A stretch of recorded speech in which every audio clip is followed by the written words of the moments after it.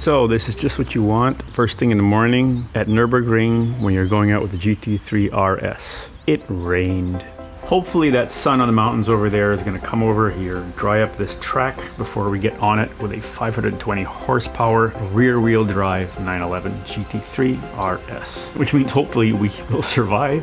This is the cockpit bar at Nurburgring at the Dorrance Hotel. If you think this is full, look at the ceiling.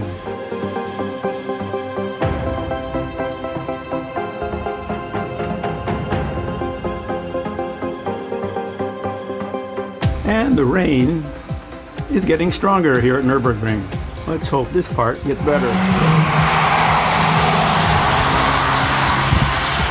The new GT3 RS. These NACA ducts actually help create downforce. They do this because they take the job of cooling the brakes, which allows the front undercarriage of the car to be flatter, which allows it to produce more downforce. You notice there are no vents here, unlike the other turbos. You don't have the big scoops. There is a ram air effect produced by these vents that helps combustion a little bit. Here we have comparisons of where they're going for weight reduction.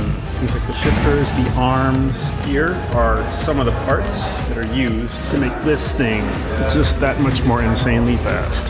Yeah. Carbon fiber sway bar.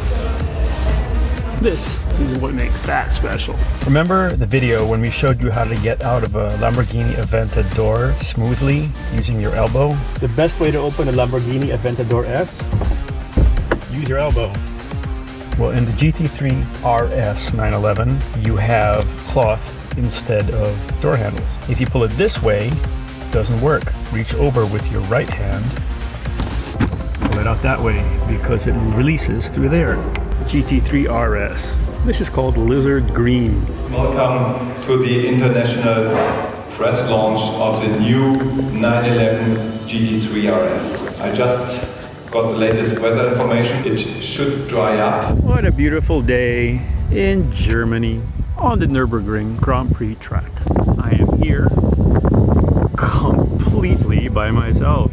There is nobody around right now.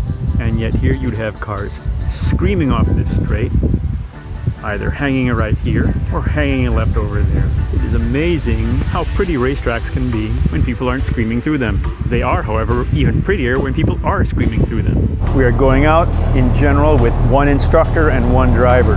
You gotta say, that is an awesome sound. Starting up the GT3 RS on Nürburgring. Following the GT2 RS.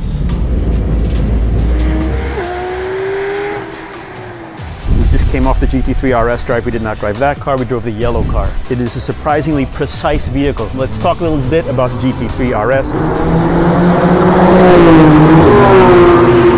At the end of this straight, you're going to be braking at around 220, and because that is wet over there, you're going to be braking from dry to wet to dry, which really tells you how the traction control works, and it works really well on this car. It's much smoother than it was before. It doesn't penalize you so much if you go a little bit off. If you make big steering movements, it will slow you down significantly. But if you don't, it corrects you a little bit. It keeps you smoother. The engineers say that this new system, you should not turn off PSM because it will penalize you if you do, unless you're Walter Rural good, which, yeah, we're not. So it is now getting sunny. So on the negative side, I had wet conditions to a large extent. On the positive side, I really learned a lot about how the thing handles in the wet and the dry, because I was going through wet and dry through corners. As we dried up, we got faster. As the wet came on, we got slower, and here they go. Understand that the GT2 RS has 200 horsepower on the GT3 RS, and if you notice, it's getting drier now. So they are not, if you look there, their brake lights are blinking towards the end. When I was out, the brake lights are blinking earlier because traction control was already trying to compensate for the fact that we were braking in the wet. 9,000 RPM upshifts are awesome. So whoever's going after me is a dry track, but I gotta say, it was interesting in the wet.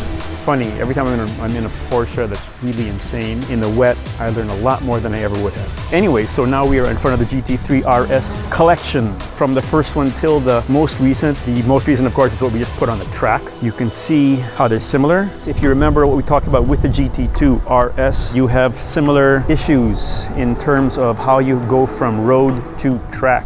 If you run optimally on the track, you will go low here and you will take off two little spoiler diffuser type things, and you will adjust this thing. You will adjust here and you will make this angle a little bit more aggressive. The GT3 has a steeper angle than the GT2 RS. The GT3 RS has more downforce. It is meant to go around corners faster. The GT2 RS is meant to go on straights a whole lot faster. Oh, here's one thing. People used to complain that Porsche does not have cup holders. They don't have cup holders. They're radio holders. I could talk forever about this darn car.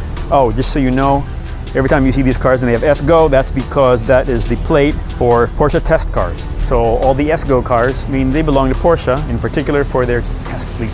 Look how calm this wing is compared to the other ones now. This actually looks subtle. Nice carbon fiber look. Pretty car. Oh, and those guys keep us alive in case something happens. Thank you.